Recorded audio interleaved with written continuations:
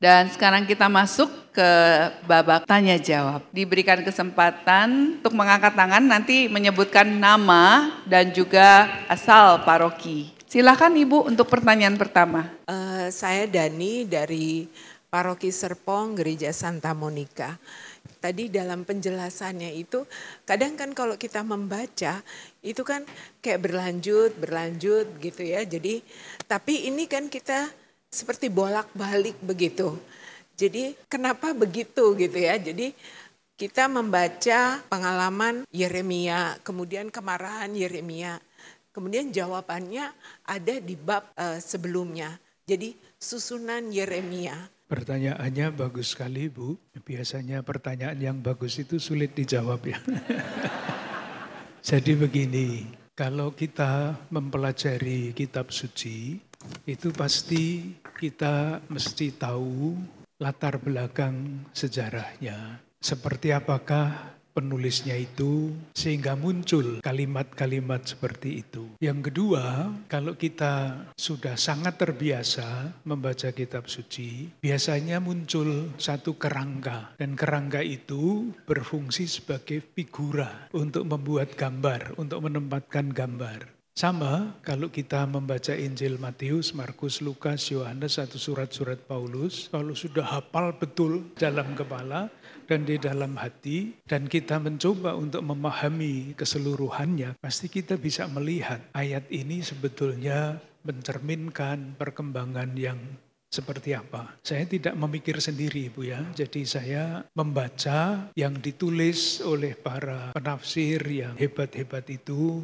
bukan hanya penafsir akademis, tetapi yang sudah mengolah tulisan-tulisan kitab suci itu, membacanya dari kacamata rohani. Jadi kalau kita membaca konstitusi mengenai wahyu ilahi, itu kan membaca kitab suci itu sekurang-kurangnya ada dua cara, yaitu menafsirkan kitab suci, itu adalah penafsiran secara akademik. Tetapi kalau kita di gereja kan tidak menafsirkan. Yang mempersiapkan homili itu mendekati kitab suci dalam suasana doa. Berbeda, kedua-duanya tidak saling mengecualikan, tapi ilmu tafsir harapannya dapat memperkaya pembacaan dalam doa itu. Saya dengan Leni dari Paroki Cilandak. Tadi kan Pak Kardinal mengatakan kalau kita semua dipanggil untuk menjalankan perutusan. Seperti kalau dengar cerita seperti Nabi Yeremia sampai terpuruk dengan berbagai masalah sampai segitu dalam. Apakah untuk menjadi perutusan yang baik harus mengalami sampai seheboh kayak begitu?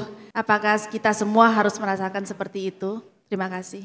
Jawabannya itu bisa bermacam-macam Ibu ya.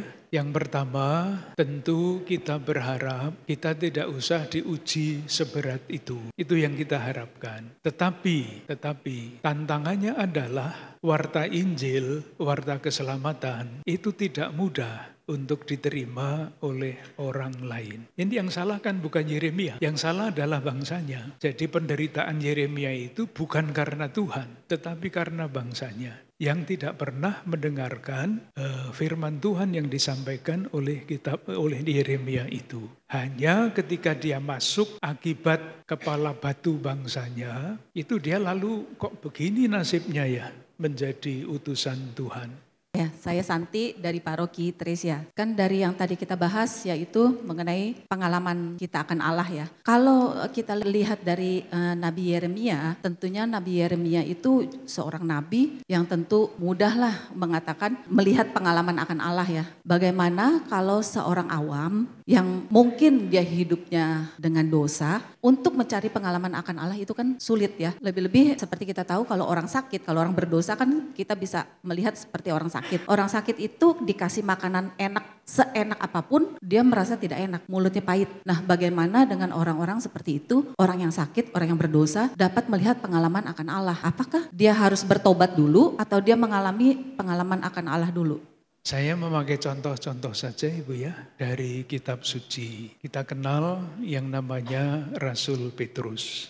Di dalam Injil Lukas bab 5 ayat 1-11 itu ada proses perkembangan pengalaman akan Allah. Ingat penangkapan ikan yang ajaib pada awal kisah itu, Yesus berkata kepada Simon, "Simon, labuhkanlah jalamu ke tempat yang dalam." Lalu Simon menjawab begini, "Guru, sudah sepanjang malam kami bekerja keras dan tidak menangkap apa-apa," gitu ya. Nah, ketika penangkapan ikan itu terjadi, lalu dikatakan di dalam Injil itu, Simon Petrus berkata, "Tuhan, pergilah daripadaku karena aku ini orang berdosa." Baru sesudah itu Petrus diutus. Kita lihat proses bagaimana perkembangan itu terjadi. Semula namanya Simon, di KTP-nya itu tertulis Simon. Nah, ketika namanya masih Simon, dia menyebut Yesus sebagai apa? Guru. Ketika dia mengalami mukjizat itu, namanya berubah di dalam Injil itu. Bukan Simon saja, tetapi Simon Petrus berkata, Yesusnya dipanggil apa? Guru enggak, Tuhan. "Pergilah daripadaku karena aku ini orang berdosa."